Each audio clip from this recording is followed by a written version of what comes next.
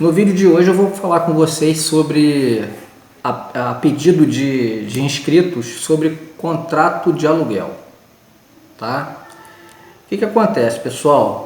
Eu vou ser objetivo, vou tentar ser objetivo para vocês, ser claro e assim, eu não vou ficar lendo o contrato que eu utilizo para administração de imóveis, mas eu vou ler a cláusula, assim, eu vou ler o enunciado da cláusula e eu vou resumir para vocês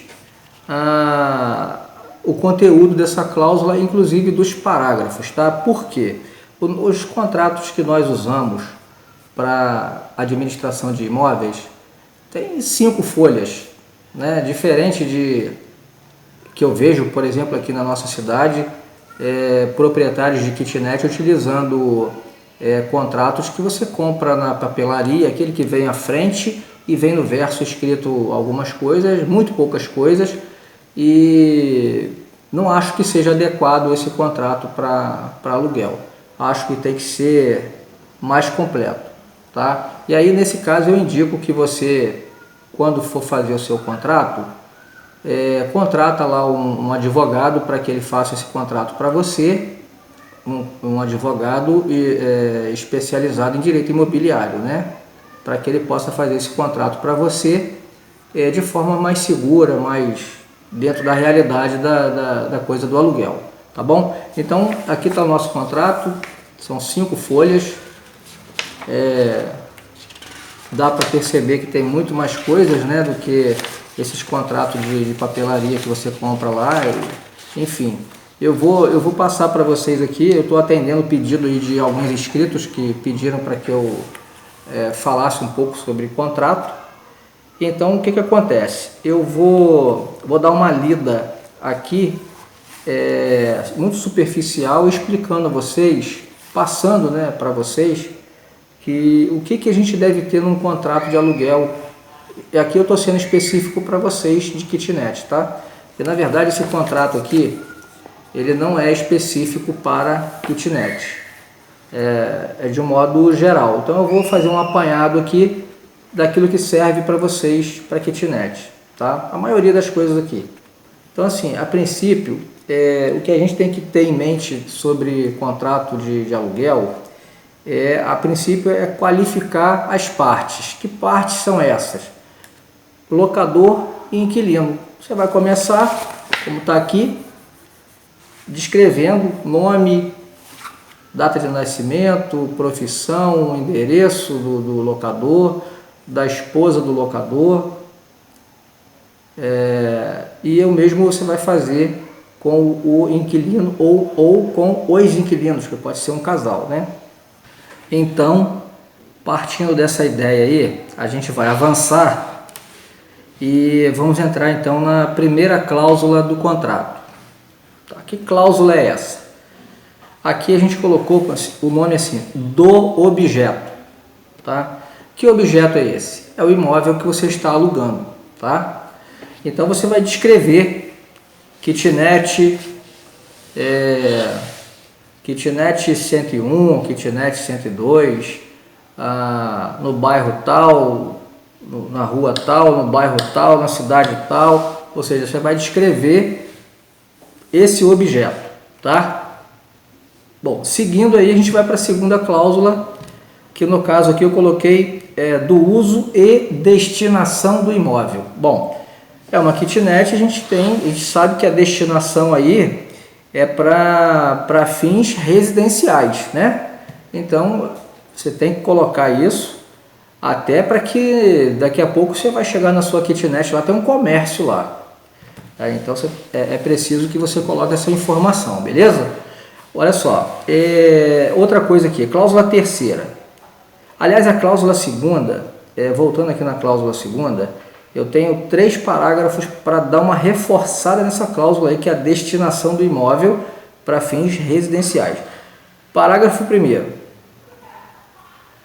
O locatário, vou dar uma lida rápida aqui na primeira linha. O locatário não poderá ceder, sublocar, transferir ou emprestar o imóvel objeto deste contrato.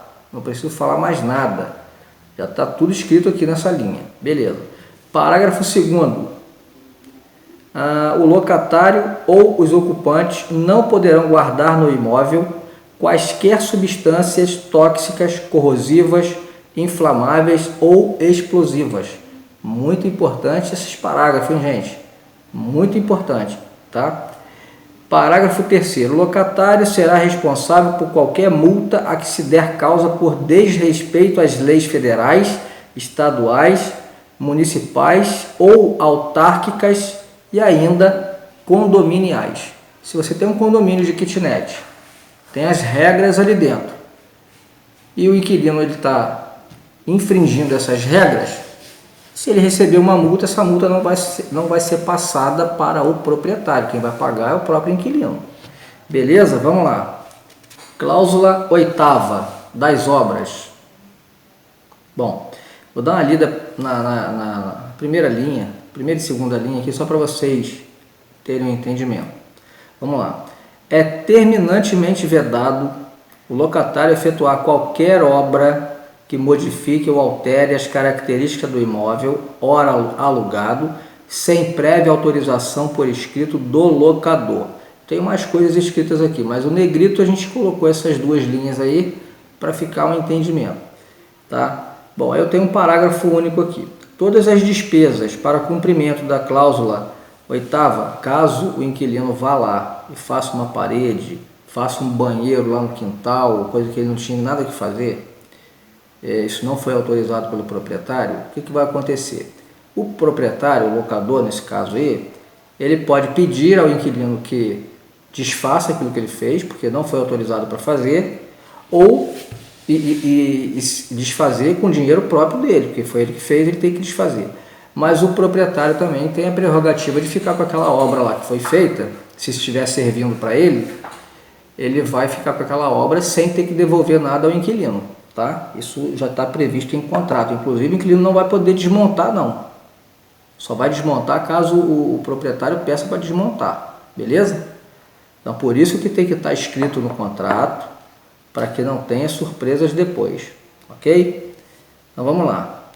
A cláusula 9ª da rescisão contratual. Aí você me pergunta assim, Adriano, e o que pode... Quais são as coisas que podem acontecer que pode rescindir o contrato? Simples. Uma das coisas, o próprio contrato, data de fim, chegou, não precisa de comunicação de nada, já tem que entregar o imóvel. Tá? Se ele não entregar, ele vai continuar com o contrato, pagando tudo normalmente. Mas a data fim do contrato, ela já fala por si só, encerrou o contrato, beleza. Outra coisa, o descumprimento de qualquer uma dessas cláusulas aqui pode encerrar o contrato, pode rescindir. Outra coisa, acidente ou sinistro com o imóvel. Aconteceu lá, caiu a trinca lá, quebrou, a parede está caindo, enfim. É um sinistro, é um acidente, pode acontecer um acidente lá, enfim. E aí pode ser motivo para rescisão. E a outra coisa é ato de desapropriação por autoridade pública, né? Vai que a prefeitura lá cismou de fazer uma rua e vai passar exatamente onde está a casa, então vai acontecer de rescindir o contrato, né? Enfim, cláusula 10ª das penalidades. Bom, vou dar uma lida rapidinho aqui para vocês. No caso de inadimplência de qualquer das cláusulas deste contrato, o locatário ficará sujeito ao pagamento de uma multa penal equivalente a X valor ou a proporção de alguma coisa dentro da lei, tá? Seu advogado vai te instruir exatamente para fazer isso daí, mas cláusula ótima para estar no contrato, tá? Penalidades. Cláusula 10ª, vem falar das garantias. Agora eu vou falar aqui diretamente para vocês de kitnet. Eu não vejo, pelo menos eu não vi aqui na minha cidade, nenhum proprietário de kitnet pedir fiador ao inquilino. Acho que fiador é uma figura que está até sumindo do mercado. Ninguém quer ser fiador, né? Mas enfim, não vi nenhum proprietário de kitnet, até hoje aqui na minha cidade, pedir fiador para o inquilino. Então o que acontece? O que eu vejo é a questão eu estou falando aqui das garantias, o que eu vejo é a questão do aluguel, do calção. Eu mesmo tenho um amigo meu aqui que eu fiz até um vídeo com ele agora, uns 2, 3 meses atrás, e ele trata a questão da garantia como calção. O aluguel é 600, você me dá, ele fala assim, ó, você me dá 1.200, então você vai ficar com dois meses garantido aqui. Então quando chegar, você vai ficar um ano, quando chegar no 10º mês, que você vai pagar o 10º mês, o 11º e 12º você não precisa pagar porque o dinheiro já está aqui. Você vai morar aqueles 2 meses ali só pagando luz e água e gás se tiver. Agora o aluguel já está pago. Então você vai sair? Ah, vou sair, beleza. Então você pode ficar os 2 últimos meses por conta do calção que você deu, está tudo resolvido. Beleza? Não vejo, até hoje não vi. Se vocês, na cidade de vocês aí, tem proprietário de kitnet que exige fiador, coloca aqui que eu quero saber que cidade que é, porque até agora em Campos, aqui no estado do Rio de Janeiro, eu não vi, tá? Vamos lá, vamos seguir? Cláusula 12ª da vistoria. É muito importante que tenha no seu contrato essa cláusula, porque você, como locador, como proprietário, precisa saber durante esse período todo de aluguel, esse ano todo que está se passando, você precisa saber, você tem curiosidade de saber como é que anda a conservação da sua kitnet. Pode acontecer de ter uma goteira lá e o inquilino nem passou para você. Aí está lá corroendo os ferros da laje e você não está sabendo de nada. Pode acontecer da divisa com o seu muro, da sua parede com a parede do vizinho, está ocorrendo uma infiltração, você não está sabendo porque o inquilino não está te passando isso. Então é bom que você faça uma vistoria de 3 em 3 meses, enfim, mas isso tem que estar no contrato para que você não fique também perturbando lá o inquilino, tá? Então é tudo no contrato, tudo combinado, não sai caro, tá? Vamos lá, vamos em frente. Eu tenho uma cláusula aqui, a 13ª, que é assim, das condições especiais. Eu vou dar um exemplo, vou dar aqui alguns exemplos, que é assim: a concordância expressa ou tácita do locador para com eventual infração pelo locatário ao presente acordo de vontades não significa modificação ou novação contratual. Assim, são parágrafos, são condições especiais muito técnicas, tá? Até as palavras são técnicas, né? Mais para quem está trabalhando ali com a advocacia, né? Mas eu consigo entender, é um negócio que também não é bicho de 7 cabeças, mas deixa eu tentar ver essa segunda aqui. Olha só, o locatário se obriga a entregar de imediato à locadora ou o locador, no endereço profissional ou no residencial do locador, qualquer correspondência que chegue desse imóvel, mas que não é para o inquilino. Essa correspondência é para o proprietário. Pode ser a prefeitura mandando o IPTU, o carnê, pode ser alguma correspondência lá, alguma infração, enfim. É dever do inquilino pegar essa correspondência e entregar na mão do proprietário. Nada mais justo. Aí eu tenho outra aqui. O locador poderá a qualquer momento realizar a venda desse imóvel. Bom, esse imóvel está alocado, mas o proprietário quer vender, ele precisa vender aquele imóvel ali. O que ele vai fazer primeiro? A primeira coisa que ele vai fazer é oferecer esse imóvel ao inquilino, porque o inquilino é prioridade na compra desse imóvel. Ele está lá dentro, né? Se ele não quiser por escrito, se o inquilino não quiser por escrito, aí o proprietário pode vender para outra pessoa com o inquilino lá dentro, porque pode ser um investidor e quer aproveitar esse aluguel. Beleza? Vamos em frente? Outra coisa aqui, outra condição especial. Essa aqui, ela é mais voltada para administradores como eu e meu sócio. O que acontece? Nós administramos imóveis, então o nosso inquilino está lá.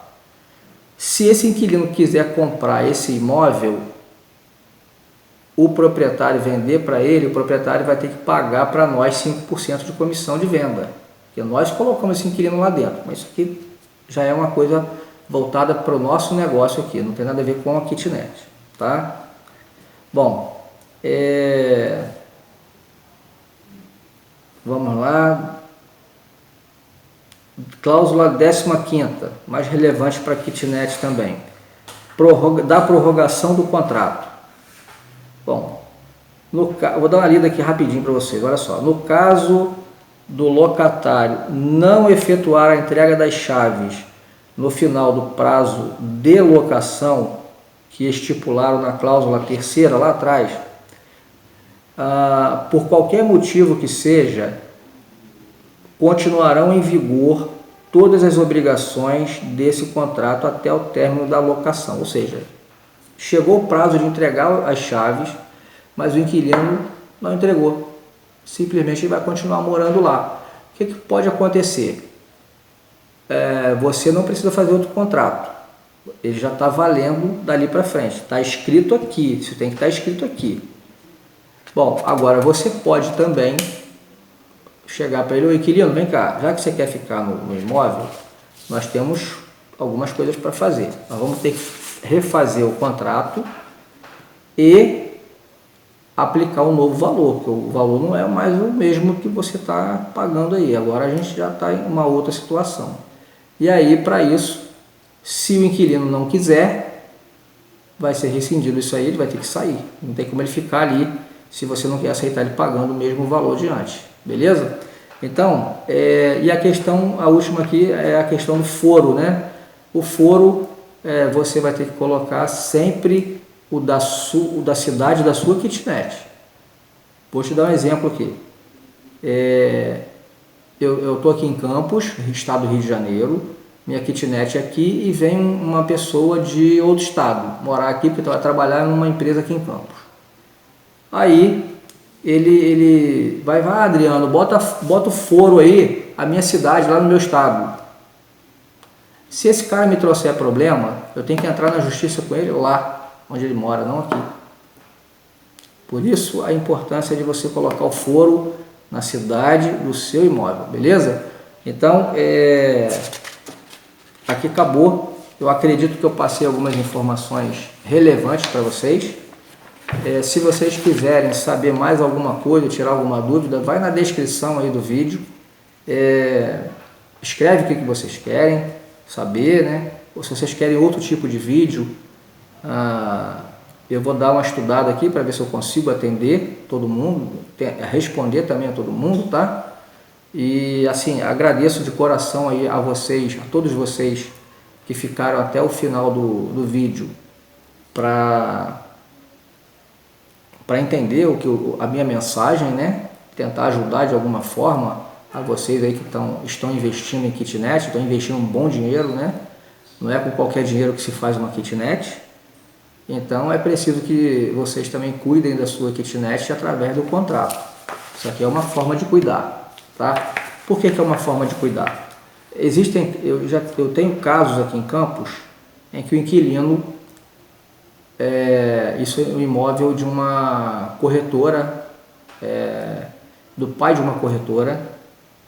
Eu não sei o que o inquilino arrumou lá, que ele entrou na justiça contra o proprietário do imóvel, e o imóvel ficou pelo menos 4 anos fechado, com aquela fitinha preta e amarela na frente do estabelecimento. Então, o prejuízo que o pai dessa colega minha teve é grande, porque 4 anos se passaram e ele não teve como alugar e também não recebeu o dinheiro desse inquilino que colocou ele na justiça. E segundo a minha colega, o pai dela não tinha nem nada de errado não. Isso aí é malandragem do inquilino mesmo. Então, isso aqui é muito importante, tá? Muito bem feito para que você não caia em nenhum golpe aí de pessoas que são maldosas, tá bom? Então, pessoal, olha só, mais uma vez eu vou agradecer vocês aqui que assistiram esse vídeo até o final. Espero ter contribuído com boas informações para vocês, que vocês assimilem. Se tiver alguma dúvida, vocês escrevem aí para mim que eu vou tentar responder todo mundo, tá bom? Fiquem com Deus, Grande abraço. Papai do céu está olhando por todos nós aí, tá bom? Fique com Deus.